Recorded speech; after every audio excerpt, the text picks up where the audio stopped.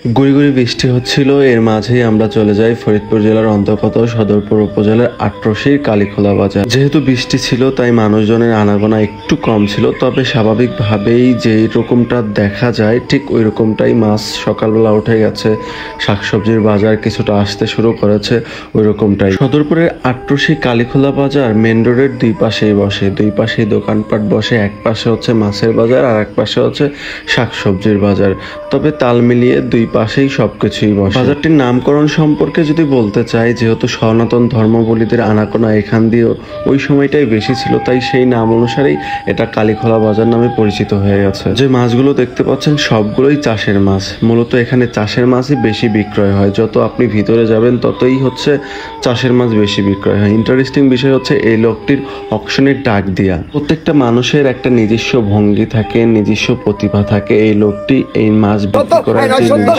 প্রতিভা রপ্ত করেছেন,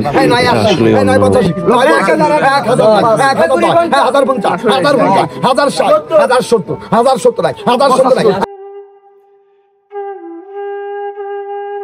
জীবিকার তাগিদে মানুষ এক এক সময় এক এক প্রতিভা রপ্ত করে। এই লোকটি এই প্রতিভাই রপ্ত করেছেন যাতে তার জীবিকা নির্বাহ করতে পারে। এই যে দেখতে পাচ্ছেন মেন রোডের দুই পাশেই কিন্তু বাজার বসে গেছে। মূলত এক পাশে হচ্ছে সবজি বাজার আর একটা পাশে হচ্ছে মাছের বাজার, তবে দুই পাশেই অনেক সময় বসে সবজি মাছ, ওইরকম কোনো পার্থক্য থাকে না। বাজারটিতে আমরা যেদিন গিয়েছিলাম সেই দিন মানুষজনের একটু আনাগোনা কম ছিল, যেহেতু বৃষ্টি বিঘ্নিত সকাল ছিল, এমনিতেই মানুষজন কম হওয়ার কথা। বাজারটিতে আপনি সকল প্রকার আপনার দৈনন্দিন জীবনে যেসব জিনিসগুলো প্রয়োজন, সকল প্রকার জিনিসই কিন্তু পেয়ে যাবেন এইখানে।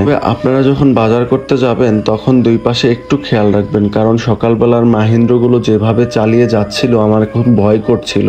তারা মাছ নিয়ে বিভিন্ন বাজারে যাচ্ছিল, তবে স্পিডটা অনেক বেশি ছিল।